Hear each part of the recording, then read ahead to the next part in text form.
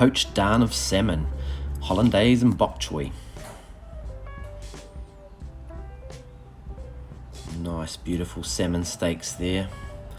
Pause the video, get your mise en place sorted, and then we can get started.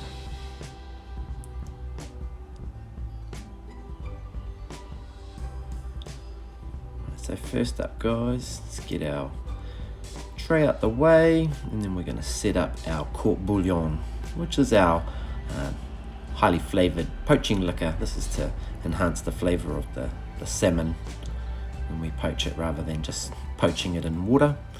We can poach it in our court bouillon or in some stock.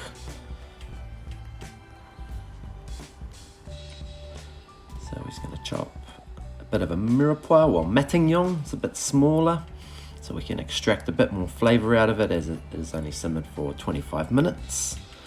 So our carrots, our celery,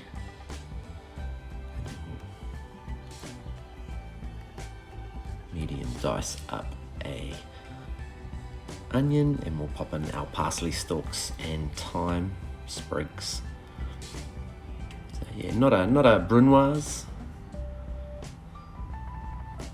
but definitely we want to extract as much flavour as we can out of our vegetables.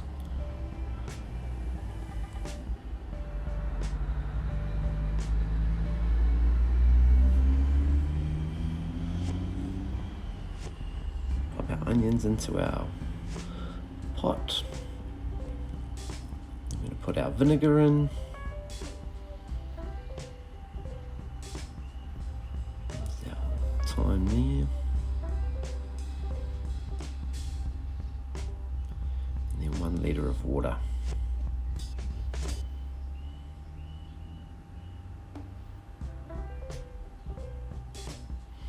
Just going to pop that onto the heat. We're going to bring that up to a simmer and simmer it for about 25 minutes.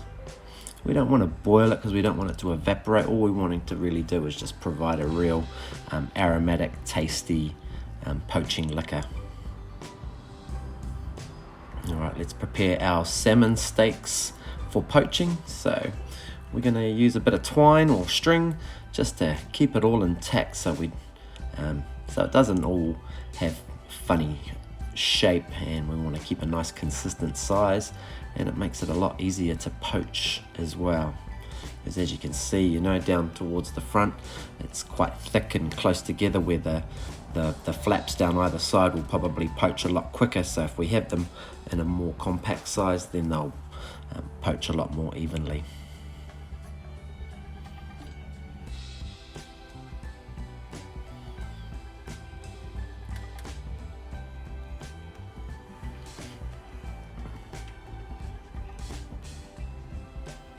Sure it's all nicely tight, tucked in.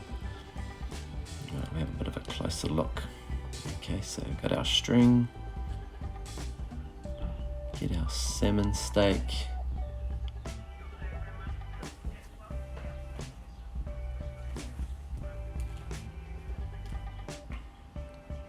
so make sure you wrap it around 3 times to make sure the knot is nice and tight, and then do it 1 more time just to make sure you can hold the salmon in there. Alright. Now we're going to look at popping it into our court bouillon, which is now being simmered nicely for 25 minutes, and I've just taken it off the heat.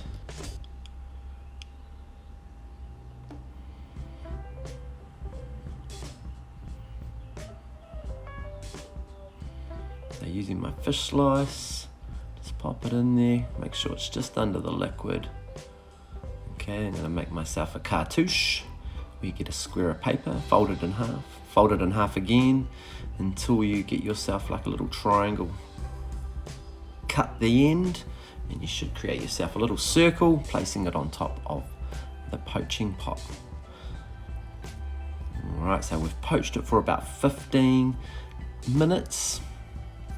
Okay, the reasons I like to make sure it's cooked is seeing the little proteins rise to the top of the salmon. That's a real good indication to know whether or not my salmon is cooked, especially poached fish.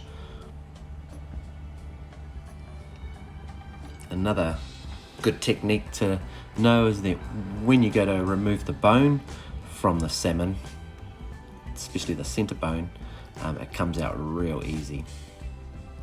We'll see that in the video clip. So we've just taken off the string.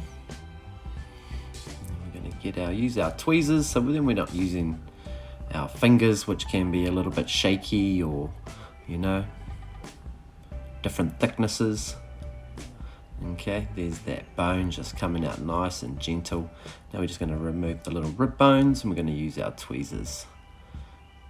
Okay, so nice and gentle, and we really want to keep the nice natural shape of the salmon intact, and we don't really want it to be butchered. We really want to show that care and aroha towards our piece of fish.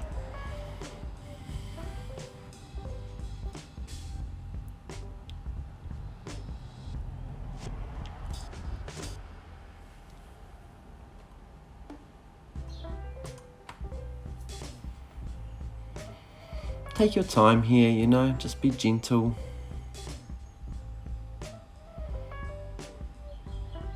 You'll get yourself a really nice piece of poached fish here if you just take your time, use your fish slice, and just be nice and delicate.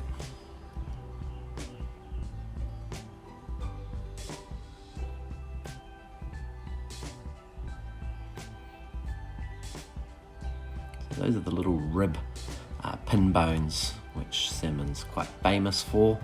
And you want to make sure you remove them. They're quite small, but if you run your finger just gently back against the grain, you'll feel it pop up, and then you'll be able to just gently remove it. Alright, now we're getting to the skin here, where we're just getting under the skin, the bottom, and then just gently peel it off there. Okay, that comes off nicely.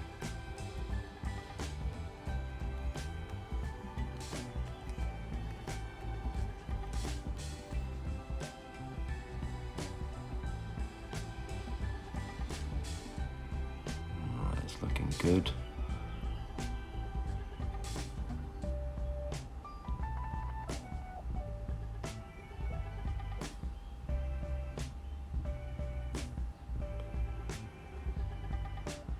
It's coming out nicely. You don't want to overcook the fish, but we want to find that peak of perfection where it just comes out and it's still holding intact.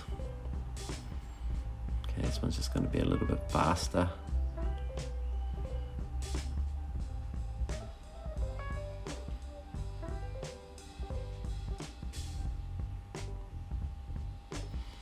Yeah, I think the tweezers is definitely a lot safer option for when handling it, but you could use a fork as well. It's another classic that you could use. Rather than using your fingers and trying to pinch them out, you can use the fork just towards the end, put it against your thumb and pull it up, and that's another really good technique to remove those bones.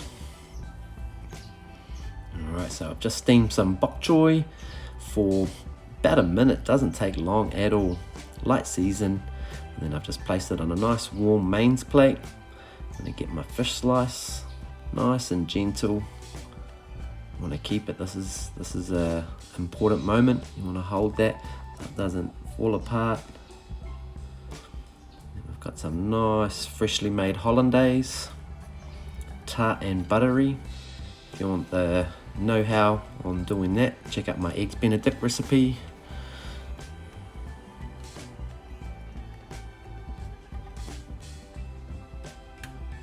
I'm just going to finish with a little bit of chopped parsley.